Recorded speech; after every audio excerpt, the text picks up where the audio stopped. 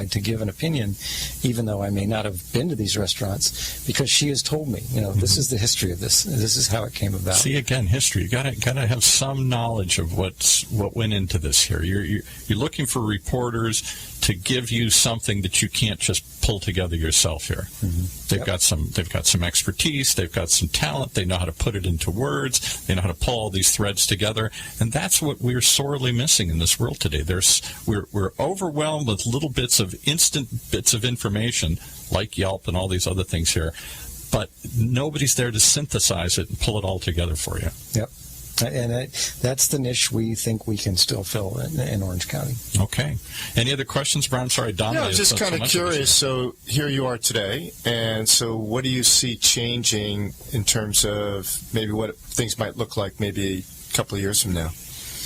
It was explained to me about 3 years ago that if you think about the transition of music from CDs to digital, okay, that was about a 10-year process. Right. It took that long for people to get comfortable, the vast majority of people to get comfortable buying their music online. 3 years ago, we were about halfway through that process between print and digital. I think there will come a day, not too far down the road, when most people are comfortable reading a magazine digitally. I think there will always be a print audience. That will always be a segment of what we do, I think. Right.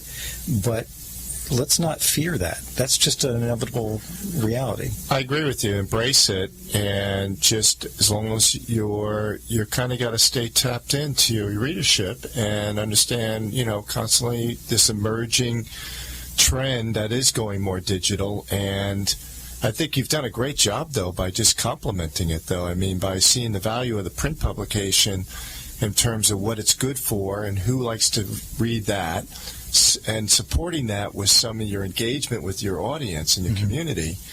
But also, you're right, you have to have a digital presence, and obviously the younger generation is moving, very fast, just totally digital. How do you think the digital publications will differ from the written publications? Will they just be the same thing? It'll be columns of written words, or is it going to be much more interactive? That's what everybody keeps thinking. Well, we've just relaunched our website so that it is reactive. In other words, you don't just go and read in columns. It formats the content on that page, whether it be your smartphone or your tablet, into something that's optimized for that particular medium. It works pretty well. It's not a bad way to read a magazine. But do you think there's been a lot of debate about this, where people are going to stop and keep hitting links to get, in the same way you used to look at footnotes or something, you're going to hit this and you can click on it and suddenly a video pops up and then somehow you're going to come back to the narrative, or does that just confuse the storytelling here? I don't think it does. I look at, if I can click on a link and it takes me to a video of something that I'm not getting from the story that I'm reading. It's an add-on. Okay, for example, we did a short piece on a young girl named Umi Garrett who, at age 14, gave a TED Talk just a few weeks ago because she's a world-renowned concert pianist. We can't listen to her play in the print magazine. Right. But if you're reading that story online and you want to hear, okay, what's the fuss about? Okay, we videotaped, her doing a 3-minute, thing. Yeah. Okay, that's what we're talking about. If you can give people those, not just a little bit more, but something significantly different than what you can offer in print, there's a real life there.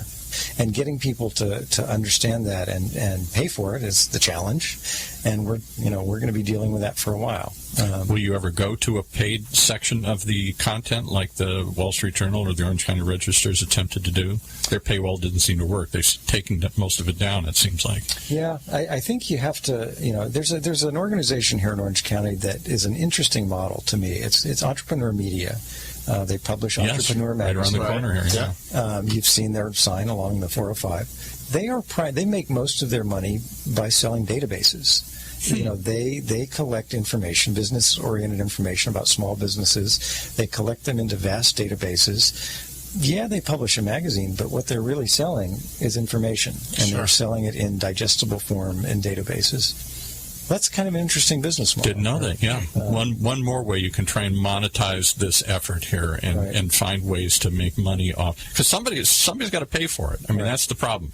Journalists aren't going to work for free, and publishers aren't going to publish content for free. And does it become? Some people think it's just it's public grants and other things from wealthy people who want to keep this alive, or it's the PBS model. It's people donating to keep it alive.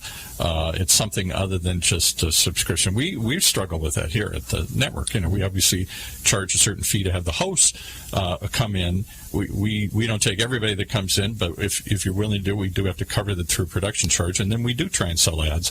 But that's been a struggle because the ads are such narrowly focused subjects that it's hard to get a lot of people advertising in that. Right. Yeah, it's a challenge. It certainly is. All right. Well, the challenge is that we had so much to talk about, and we didn't have enough time to do it here. That's the real challenge. So I want to thank you both for coming. This has been fascinating. I'm going to replay this a lot, and I'm going to give everybody a copy of this so that you can all share it and put it through there.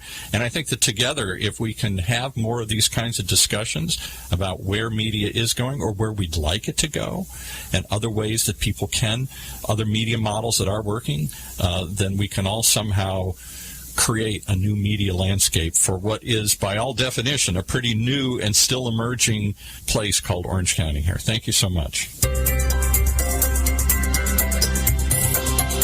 You've been listening, as always, to the Orange County OC Spotlight, where we talk to the most interesting people doing the most fascinating things right here in your own backyard, right here in Orange County's only community radio station, OCTalkRadio.net.